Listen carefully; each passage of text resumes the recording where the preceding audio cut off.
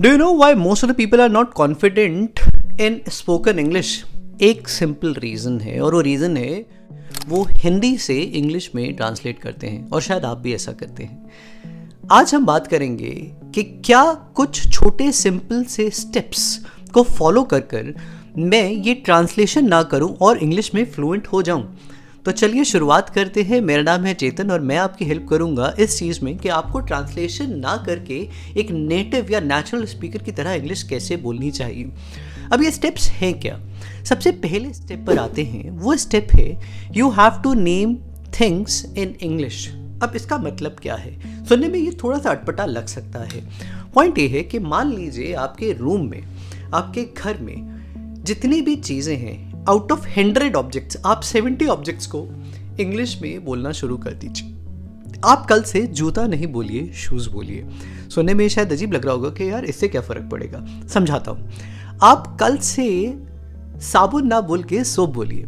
जब आप 100 में से 70 वर्ड्स यानी कि 50% से ज़्यादा शब्दों को इंग्लिश में लेकर जाएंगे तो काफ़ी चीज़ें बदल जाएंगी। यानी कि आपके सेंटेंस जो भी हिंदी में ही थे, जो इंग्लिश में थे, उसमें से ज़्यादातर वर्ड्स इंग्लिश के आ रहे हैं। इसके बाद इसके साथ अलाइन हो जाएगा हमारा स्टेप 2, यानी कि कोशिश करके कहीं ना कहीं अपने दिमाग में, in your mind, you have to be very clear कि एक छोटा सा सेंटेंस भी आप इंग्लिश में ही सोचें, ना कि बोलें। कोई बात नहीं, आप इनिशियली सोच ही लीजिए उसको।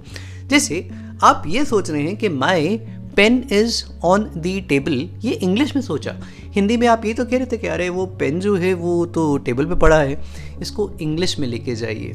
आप अपना फ़ोन कहाँ भूल गए हैं, इस बात को इंग्लिश में सोचें। यानी कि ये जो सेंटेंसेस हैं ये आपको इंग्लिश में ही सोचने होंगे कि आई लॉस्ट इट, मैंने वो शायद खो दिया है। ये छोटी फ्रेजेस को आपको इंग्लिश में कहीं ना कहीं सोचना होगा नेचुरली। तो स्लोली एंड ग्रेजुअली आप इस वर्ड्स के साथ, इन छोटे सेंटेंसेस के साथ कंफर्टेबल हो जाएंगे। Step 3 is the most important step. अब आपको क्या करना है? कोशिश करिए कि अपना एक इंग्लिश का एनवायरनमेंट या जोन क्रिएट करिए। इंग्लिश का एनवायरनमेंट या जोन का मतलब क्या है? इंग्लिश एनवायरनमेंट या जोन का मतलब सिंपल है कि आपको रोज़ चाहे 15-20 minutes English podcast, newspaper, book, कुछ भी एक एनवायरनमेंट क्रिएट करिए। देखिए, आप और मैं अच्छे से समझते हैं और ये जानते हैं कि हमारे घर में ज़्यादातर लोग इंग्लिश नहीं बोलते, हमारे शायद एनवायरनमेंट भी नहीं मिलता। लेकिन वह एनवायरनमेंट आज इंटरनेट से आप क्रिएट कर सकते हैं अपने लिए। This can actually do wonders for you. Step 4 and the final step, वो है सबसे इम्पॉर्टेंट कि आप रोज़ के 2 to 3 और 4 वर्ड्स, नए वर्ड सीखिए। कोशिश करिए उनको यूज़ कर सकें। अब उन्हीं सेंटेंसेस में यूज़ करना है जो आपने सीखे थे या जो आप इनके साथ आप कंफर्टेबल हैं। इनमें कई और ट्रिक्स भी हो सकती हैं। आप छोटे छोटे सेंटेंसेस बना सकते हैं, आप उन सेंटेंसेस को लिख सकते हैं, चैट जीपीटी, गूगल कर सकते हैं, बहुत सारी चीज़ें मिल जाएंगी। तो अपनी एक नोटबुक बनाइए, उस नोटबुक में थोड़ी सी चीज़ें स्ट्रक्चर करिए। You have to follow these 4 or 5 steps for next 30 to 45 days and see the change। यानी कि आप प्रैक्टिस करिए, अपने माइंड को, अपने ब्रेन को सबकॉन्शियसली ट्रेन कर लीजिए कि आप इंग्लिश में ही चीज़ों को सोच पाते हैं।